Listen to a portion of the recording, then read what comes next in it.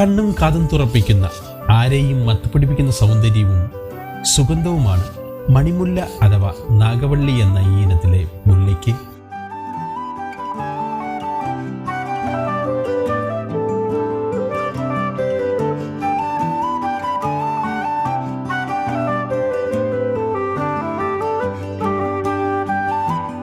നാഗത്തെ പോലെ കെട്ടുപിണഞ്ഞു കിടക്കുന്നത് കൊണ്ടാണ് ഇതിന് നാഗവള്ളി മുല്ല എന്ന പേര് കൂടി വന്നത്.